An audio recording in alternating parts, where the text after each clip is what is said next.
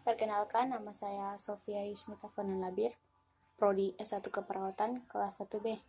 Saya adalah mahasiswa baru di STIKIM, Sekolah Tinggi Ilmu Kesehatan Indonesia Maju, yang bertempat di Jakarta. Langsung saja, saya akan menjelaskan tentang materi yaitu penerapan nilai Pancasila dalam kesehatan.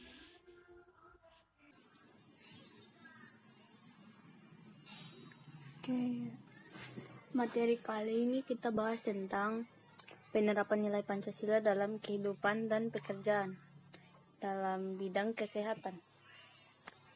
Yang pertama, bangsa tanpa Pancasila. Kehidupan manusia tanpa mengenal ketuhanan Yang Maha Esa. Pada sila pertama, yang dapat mengakibatkan mereka kehilangan nilai etik dan moral spiritual. Tanpa kemanusiaan yang adil dan beradab, kemajuan bidang ekonomi, ilmu pengetahuan, dan teknologi justru akan merosotkan nilai-nilai kemanusiaan ke dalam tempat yang rendah. Tanpa nilai persatuan dan kesatuan, bangsa Indonesia akan mengalami perpecahan dari dalam.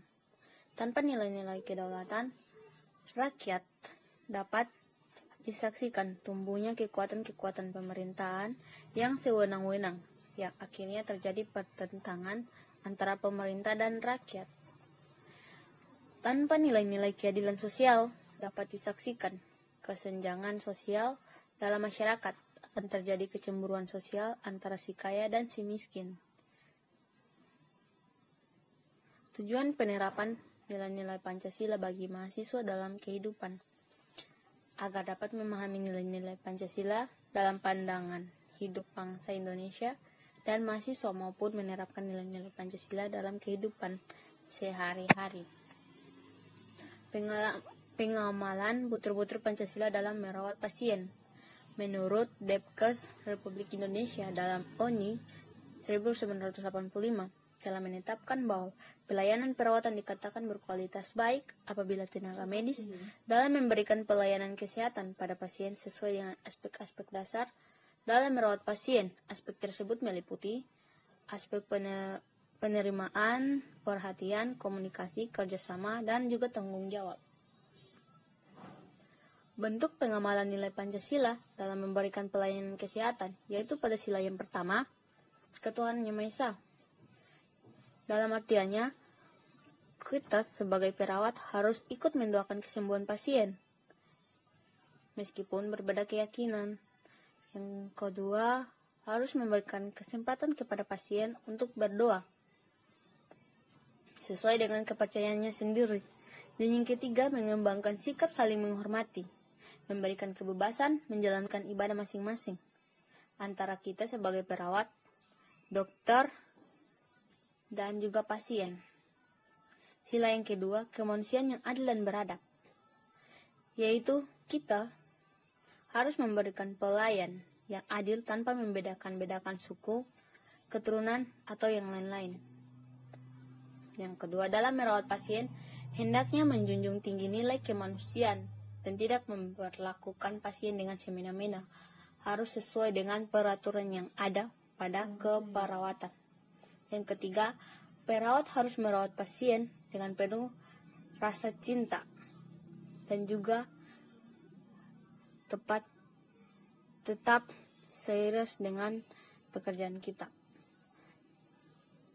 Dan yang berikut, membela pasien atau pasien advokat pada saat terjadi pelanggaran hak pasien sehingga pasien merasa aman dan nyaman.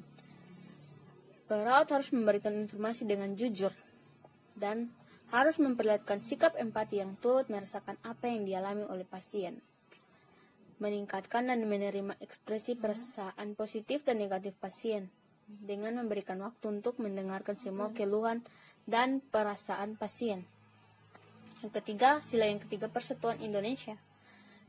Yang pertama, mengembangkan kerjasama sebagai tim dalam menyelenggarakan pelayanan kesehatan. Yang kedua, mengutamakan kepentingan dan keselamatan pasien daripada kepentingan kita sendiri. Sila yang keempat, kerakyatan yang dipimpin oleh hikmat, kebijaksanaan, dalam permusyawaratan perwakilan.